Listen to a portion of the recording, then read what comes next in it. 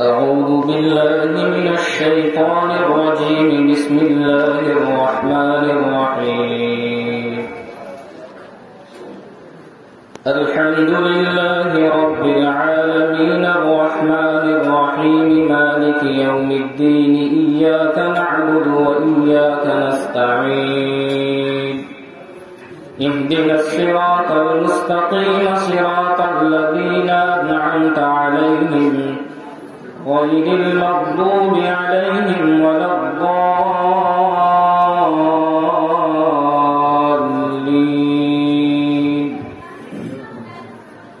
قال فما خطبكم أيها المرسلون؟ قالوا إنا أرسلنا إلى قوم مجرمين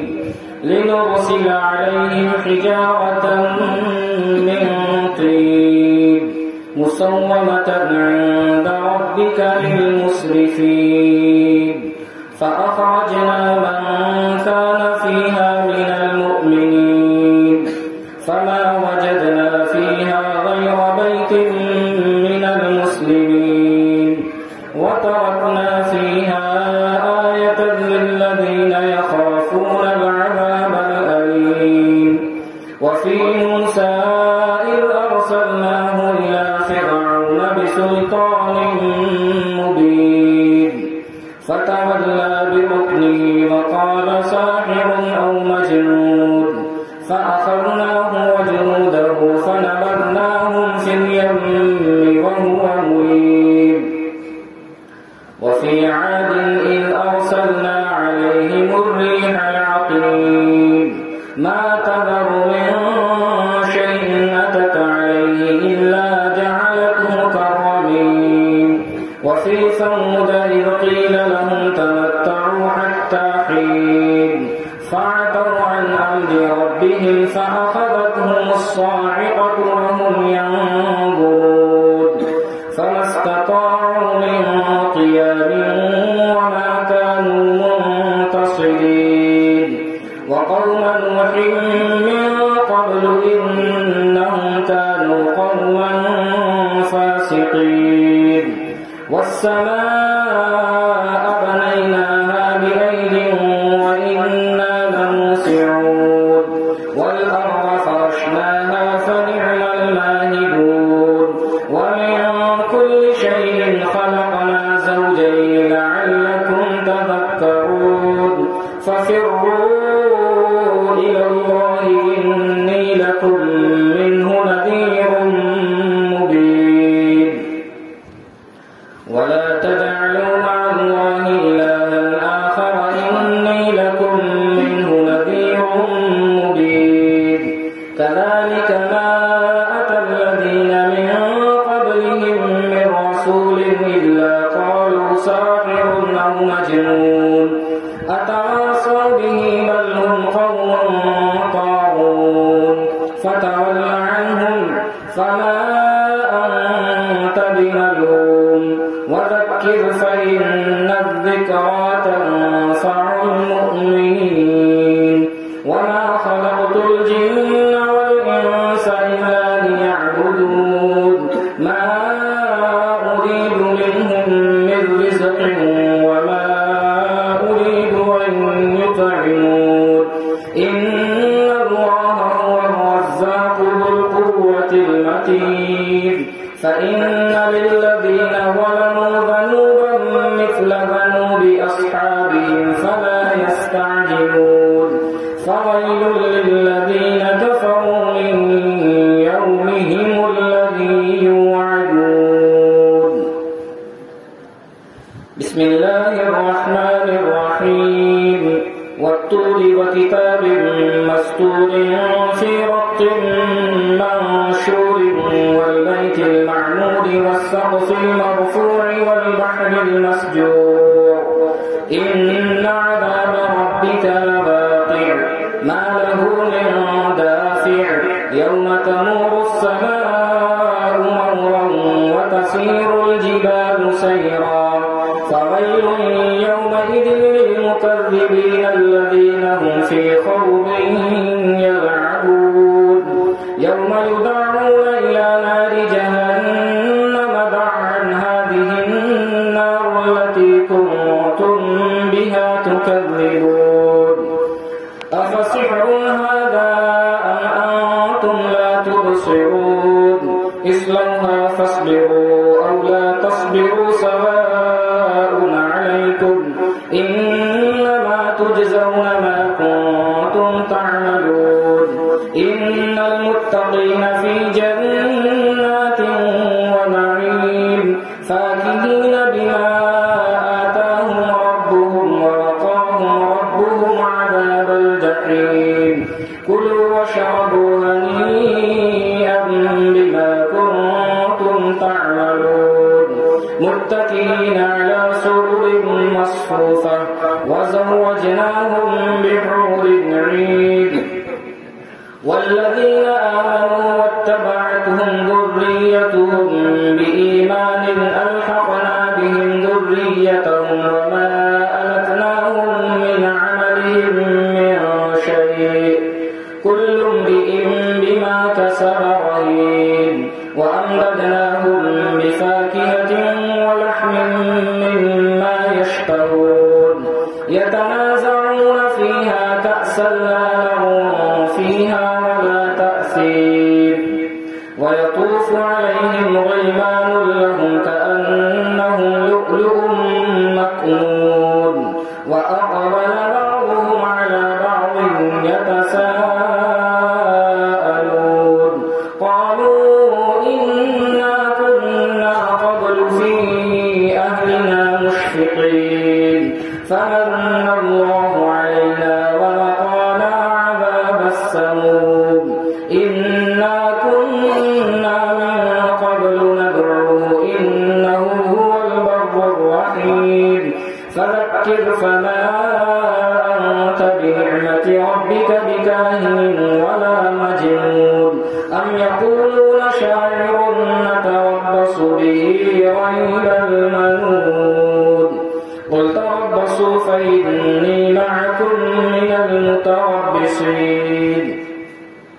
أم تأمرهم أحلامهم بهذا أم هم قوم طاغون أم يقولون تقوله بل لا يؤمنون فليأتوا بحديث مثله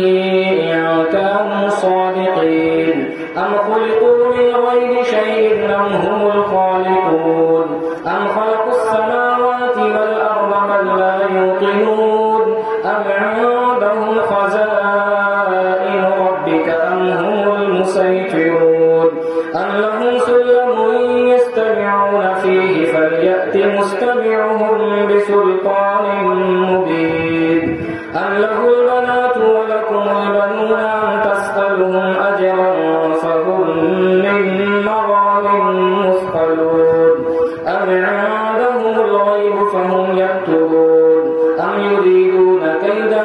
فالذين كفروا هم المكيدون أم لهم إله غير الله سبحان الله عما يشركون وإن يروا كسفا من السماء ساقطا يقولوا سحاب مركوم فذرهم حتى يلاقوا يومهم الذي فيه يصعقون يوم لا يغني عنهم كيدهم شيئا ولا هم ينصرون وإن للذين ظلموا عذابا دون ذلك ولكن أكثرهم لا يعلمون واصبر لحكم ربك فإنك بأعيننا وسبح بحمد ربك حين تقوم ومن الليل فسبحه وإدبار النجوم بسم الله الرحمن الرحيم والنجم إذا هوى ما ضل صاحبكم وما غوى وما ينطق عن الهوى إن هو إلا وحي يوحى علمه شديد القوى ذو مرة فاستوى وهو بالأفق الأعلى ثم دنا فتدلى فكان قاب قوسين أو أدنى فأوحى إلى عبده ما أوحى ما كذب الفؤاد ما رأى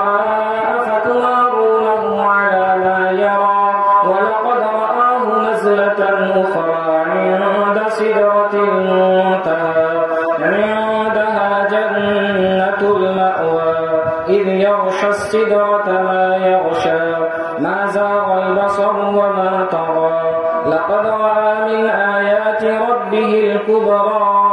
أفرأيتم اللات والعزى ومناة الثالثة الأخرى ألكم الذكر وله الأنثى تلك إذا قسمة ضيزى إن هي إلا أسماء سميتموها أنتم وآباؤكم ما أنزل الله بها من سلطان إن يتبعون إلا الظن وما تهوى الأنفس ولقد جاءهم من ربهم الهدى أم للإنسان ما تمنى فلله الآخرة والأولى وكم من ملك في السماوات لا تغني شفاعتهم شيئا إلا من بعد أن يأذن الله لمن يشاء ويرضى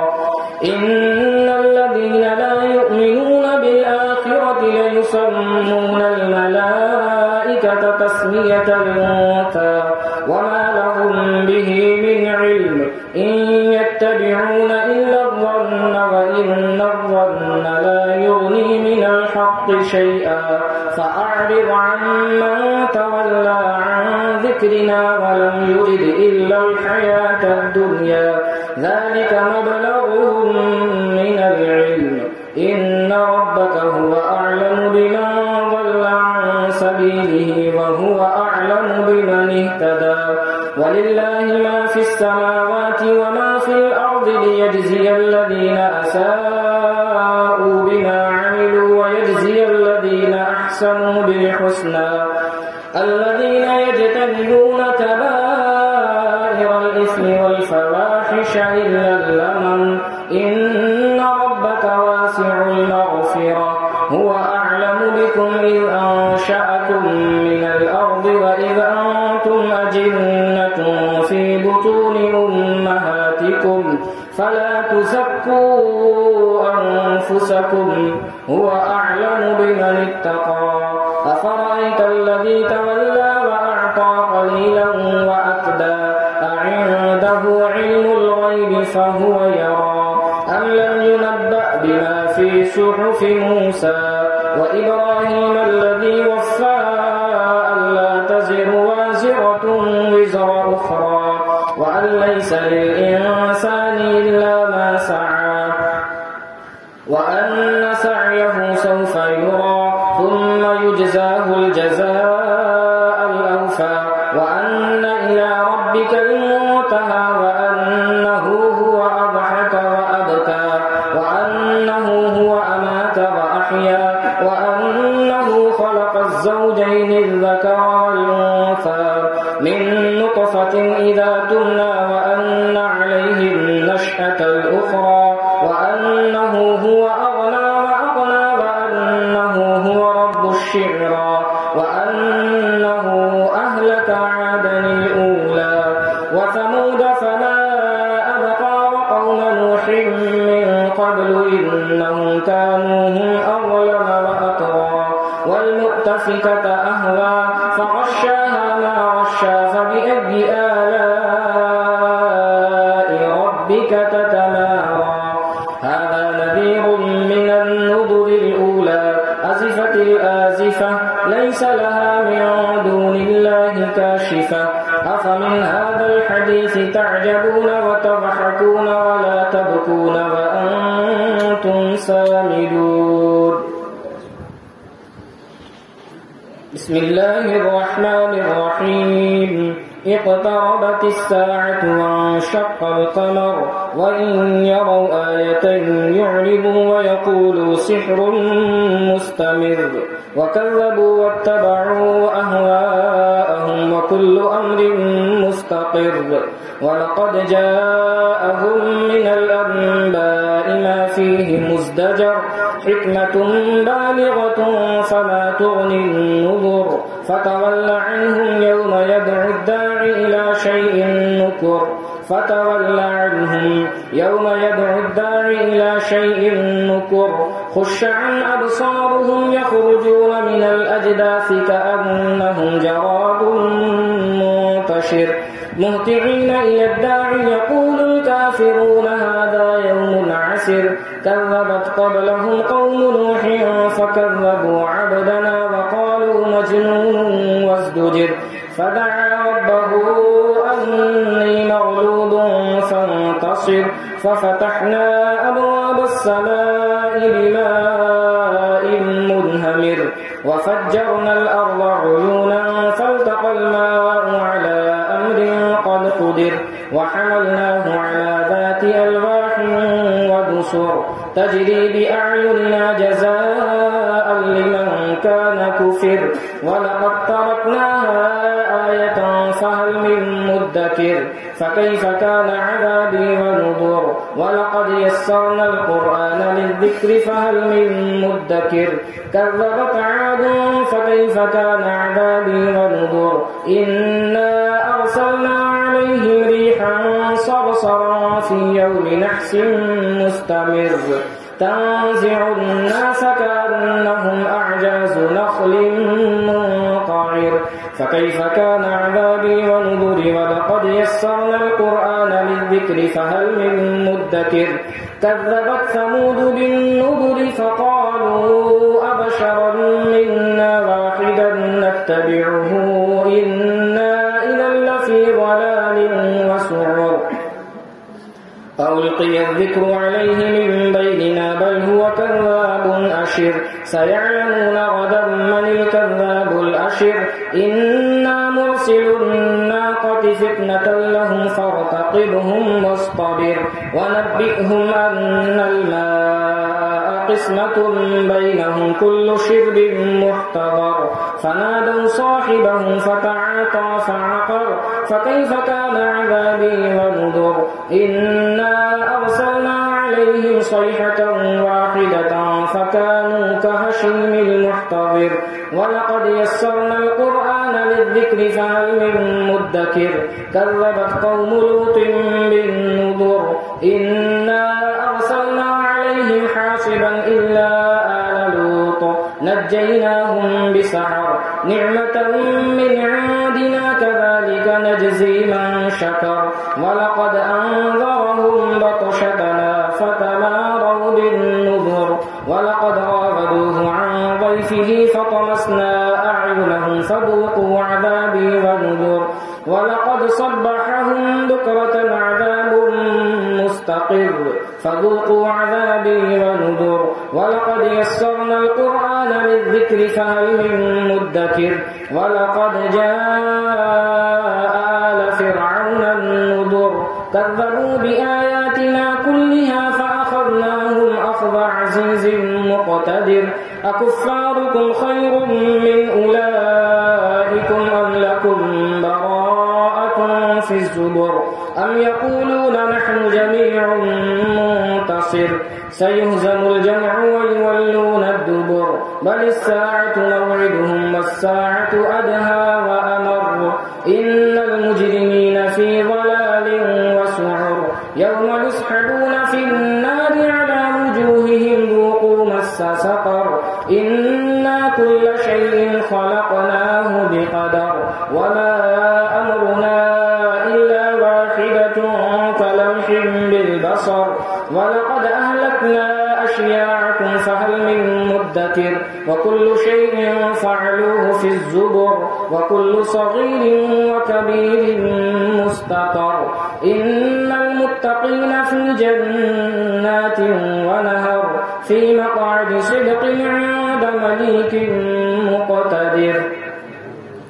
بسم الله الرحمن الرحيم الرحمن علم القرآن خلق الإنسان علمه البيان الشمس والقمر بحسبان والنجم والشجر يسجدان والسماء رفعها ووضع الميزان ألا تطغوا في الميزان وأقيموا الوزن بالقسط ولا تخسروا الميزان والأرض وضعها للأنام فيها فاكهة والنخل ذات الأكمام والحب والريحان فبأي آلاء ربكما تكذبان خلق الإنسان من صلصال كالفخار وخلق الجان من مارج من نار فبأي آلاء ربكما تكذبان رب المشرقين ورب المغربين فبأي آلاء ربكما تكذبان مرج البحرين يلتقيان بينهما برزخ لا يبغيان فبأي آلاء ربكما تكذبان يخرج منهما اللؤلؤ والمرجان فبأي آلاء ربكما تكذبان وله الجوار المنشآت في البحر كالأعلام فبأي آلاء ربكما تكذبان كل من عليها فان ويبقى وجه ربك ذو الجلال والإكرام فبأي آلاء ربكما تكذبان يسأله من في السماوات والأرض كل يوم هو في شأن فبأي آلاء ربكما تكذبان سنفرغ لكم أيها الثقلان فبأي آلاء ربكما تكذبان يا معشر الجن والإنس إن استطعتم أن تنفذوا من أقطار السماوات والأرض فانفذوا لا تنفذون إلا بسلطان فبأي آلاء ربكما تكذبان يرسل عليكما شواظ من نار ونحاس فلا تنتصران فبأي آلاء ربكما تكذبان فإذا انشقت السماء فكانت وردة كالدهان فبأي آلاء ربكما تكذبان فيومئذ لا يسأل عن ذنبه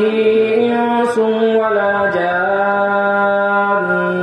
فبأي آلاء ربكما تكذبان يعرف المجرمون بسيماهم فيؤخذ بالنواصي والأقدام فبأي آلاء ربكما تكذبان هذه جهنم التي يكذب بها المجرمون يطوفون بينها وبين حميم آن فبأي آلاء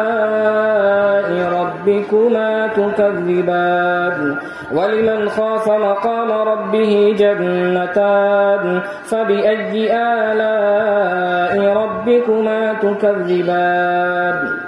ذواتا أفنان فبأي آلاء ربكما تكذبان فيهما عينان تجريان فبأي آلاء ربكما تكذبان فيهما من كل فاكهة زوجان فبأي آلاء ربكما تكذبان متكئين على فرش بطائنها من استبرق وجنى الجنتين دان فبأي آلاء ربكما تكذبان فيهن قاصرات الطرف لم يطمثهن إنس قبلهم ولا جان فبأي آلاء ربكما تكذبان كأنهن الياقوت والمرجان فبأي آلاء ربكما تكذبان هل جزاء الإحسان إلا الإحسان فبأي آلاء ربكما تكذبان ومن دونهما جنتان فبأي آلاء ربكما تكذبان مدهامتان فبأي آلاء ربكما تكذبان فيهما عينان نضاختان فبأي آلاء ربكما تكذبان فيهما فاكهة ونخل ورمان فبأي آلاء ربكما تكذبان فيهن خيرات حسان فبأي آلاء ربكما تكذبان حور مقصورات في الخيام فبأي آلاء ربكما تكذبان لم يطمثهن إنس قبلهم ولا جان فبأي آلاء ربكما تكذبان متكئين على رفرف خضر وعبقري حسان فبأي آلاء ربكما تكذبان تبارك اسم ربك ذي الجلال والإكرام بسم الله الرحمن الرحيم إذا وقعت الواقعة ليس لوقعتها كاذبة خافضة رافعة إذا رجت الأرض رجا وبست الجبال بسا فكانت هباء منبثا وكنتم أزواجا ثلاثا فأصحاب الميمنة ما أصحاب الميمنة وأصحاب المشأمة ما أصحاب المشأمة والسابقون السابقون أولئك المقربون في جنات النعيم ثلة من الأولين وقليل من الآخرين على سرر موضونة متكئين عليها متقابلين يطوف عليهم ولدان مخلدون بأكواب وأباريق وكأس من معين لا يصدعون عنها ولا ينزفون وفاكهة مما يتخيرون ولحم طير مما يشتهون وحور عين كأمثال اللؤلؤ المكنون جزاء بما كانوا يعملون لا يسمعون فيها لغوا ولا تأثيما إلا قيلا سلاما سلاما وأصحاب اليمين ما أصحاب اليمين في سدر مخضود وطلح منضود وظل ممدود وماء مسكوب وفاكهة كثيرة لا مقطوعة ولا ممنوعة وفرش مرفوعة إنا أنشأناهن إنشاء فجعلناهن أبكارا عربا أترابا لأصحاب اليمين ثلة من الأولين وثلة من الآخرين وأصحاب الشمال ما أصحاب الشمال في سموم وحميم وظل من يحموم لا بارد ولا كريم إنهم كانوا قبل ذلك مترفين وكانوا يصرون على الحنث العظيم وكانوا يقولون أئذا متنا وكنا ترابا وعظاما أئنا لمبعوثون أوآباؤنا الأولون قل إن الأولين والآخرين لمجموعون إلى ميقات يوم معلوم ثم إنكم أيها الضالون المكذبون لآكلون من شجر من زقوم فمالئون منها البطون فشاربون عليه من الحميم فشاربون شرب الهيم هذا نزلهم يوم الدين نحن خلقناكم فلولا تصدقون أفرأيتم ما تمنون أأنتم تخلقونه أم نحن الخالقون نحن قدرنا بينكم الموت وما نحن بمسبوقين على أن نبدل أمثالكم وننشئكم فيما لا تعلمون ولقد علمتم النشأة الأولى فلولا تذكرون أفرأيتم ما تحرثون أأنتم تزرعونه أم نحن الزارعون لو نشاء لجعلناه حطاما فظلتم تفكهون إنا لمغرمون بل نحن محرومون أفرأيتم الماء الذي تشربون أأنتم أنزلتموه من المزن أم نحن المنزلون نشاء جعلناه أجاجا فلولا تشكرون أفرأيتم النار التي تورون أأنتم أنشأتم شجرتها أم نحن المنشئون نحن جعلناها تذكرة ومتاعا للمقوين فسبح باسم ربك العظيم فلا أقسم بمواقع النجوم وإنه لقسم لو تعلمون عظيم إنه لقرآن كريم في كتاب مكنون لا يمسه إلا المطهرون تنزيل من رب العالمين أفبهذا الحديث أنتم مدهنون وتجعلون رزقكم أنكم تكذبون فلولا إذا بلغت الحلقوم وأنتم حينئذ تنظرون ونحن أقرب إليه منكم ولكن لا تبصرون فلولا إن كنتم غير مدينين ترجعونها إن كنتم صادقين فأما إن كان من المقربين فروح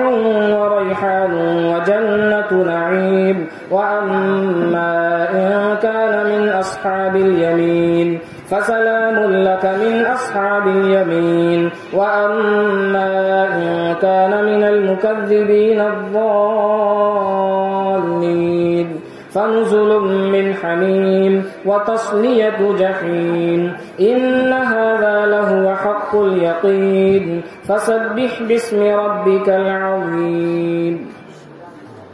بسم الله الرحمن الرحيم سبح لله ما في السماوات والأرض وهو العزيز الحكيم له ملك السماوات والأرض يحيي ويميت وهو على كل شيء قدير هو الأول والآخر والظاهر والباطن وهو بكل شيء عليم هو الذي خلق السماوات والأرض في 6 أيام ثم استوى على العرش يعلم ما يلج في الأرض وما يخرج منها وما ينزل من السماء وما يعرج فيها وهو معكم أينما كنتم والله بما تعملون بصير له ملك السماوات والأرض وإلى الله ترجع الأمور يولج الليل في النهار ويولج النهار في الليل وهو عليم بذات الصدور آمنوا بالله ورسوله وأنفقوا مما جعلكم مستخلفين فيه فالذين آمنوا منكم وأنفقوا لهم أجر كبير وما لكم لا تؤمنون بالله والرسول يدعوكم لتؤمنوا بربكم وقد أخذ ميثاقكم إن كنتم مؤمنين هو الذي ينزل على عبده آيات بينات ليخرجكم من الظلمات إلى النور وإن الله بكم لرؤوف رحيم وما لكم ألا تنفقوا في سبيل الله ولله ميراث السماوات والأرض لا يستوي منكم من أنفق من قبل الفتح وقاتل أولئك أعظم درجة من الذين أنفقوا من بعد وقاتلوا وكلا وعد الله الحسنى والله بما تعملون خبير من ذا الذي يقرض الله قرضا حسنا فيضاعفه له وله أجر كريم يوم ترى المؤمنين والمؤمنات يسعى نورهم بين أيديهم وبأيمانهم بشراكم اليوم جنات تجري من تحتها الأنهار خالدين فيها ذلك هو الفوز العظيم يوم يقول المنافقون والمنافقات للذين آمنوا انظرونا نقتبس من نوركم قيل ارجعوا وراءكم فالتمسوا نورا فضرب بينهم بسور له باب باطنه فيه الرحمة وظاهره من قبله العذاب ينادونهم ألم نكن معكم قالوا بلى ولكنكم فتنتم أنفسكم وتربصتم وارتبتم وغرتكم الأماني حتى جاء أمر الله وغركم بالله الغرور فاليوم لا يؤخذ منكم فدية ولا من الذين كفروا مأواكم النار هي مولاكم وبئس المصير ألم يأن للذين آمنوا أن تخشع قلوبهم لذكر الله وما نزل من الحق ولا يكونوا كالذين أوتوا الكتاب من قبل فطال عليهم الأمد فقست قلوبهم وكثير منهم فاسقون اعلموا أن الله يحيي الأرض بعد موتها قد بينا لكم الآيات لعلكم تعقلون إن المصدقين والمصدقات وأقرضوا الله قرضا حسنا يضاعف لهم ولهم أجر كريم والذين آمنوا بالله ورسله أولئك هم الصديقون والشهداء عند ربهم لهم أجرهم ونورهم والذين كفروا وكذبوا بآياتنا أولئك أصحاب الجحيم اعلموا أنما الحياة الدنيا لعب ولهو وزينة وتفاخر بينكم وتكاثر في الأموال والأولاد كمثل غيث أعجب الكفار نباته ثم يهيج فتراه مصفرا ثم يكون حطاما وفي الآخرة عذاب شديد ومغفرة من الله ورضوان وما الحياة الدنيا إلا متاع الغرور سابقوا إلى مغفرة من ربكم وجنة عرضها كعرض السماء والأرض أعدت للذين آمنوا بالله ورسله ذلك فضل الله يؤتيه من يشاء والله ذو الفضل العظيم ما أصاب من مصيبة في الأرض ولا في أنفسكم إلا في كتاب من قبل أن نبرأها إن ذلك على الله يسير لكي لا تأسوا على ما فاتكم ولا تفرحوا بما آتاكم والله لا يحب كل مختال فخور الذين يبخلون ويأمرون الناس بالبخل ومن يتول فإن الله هو الغني الحميد لقد أرسلنا رسلنا بالبينات وأنزلنا معهم الكتاب والميزان ليقوم الناس بالقسط وأنزلنا الحديد فيه بأس شديد ومنافع للناس وليعلم الله من ينصره ورسله بالغيب إن الله قوي عزيز ولقد أرسلنا نوحا وإبراهيم وجعلنا في ذريتهما النبوة والكتاب فمنهم مهتد وكثير منهم فاسقون ثم قفينا على آثارهم برسلنا وقفينا بعيسى ابن مريم وآتيناه الإنجيل وجعلنا في قلوب الذين اتبعوه رأفة ورحمة ورهبانية ابتدعوها ما كتبناها عليهم إلا ابتغاء رضوان الله فما رعوها حق رعايتها فآتينا الذين آمنوا منهم أجرهم وكثير منهم فاسقون يا أيها الذين آمنوا اتقوا الله وآمنوا برسوله يؤتكم كفلين من رحمته ويجعل لكم نورا تمشون به ويغفر لكم والله غفور رحيم لئلا يعلم أهل الكتاب ألا يقدرون على شيء من فضل الله وأن الفضل بيد الله يؤتيه من يشاء والله ذو الفضل العظيم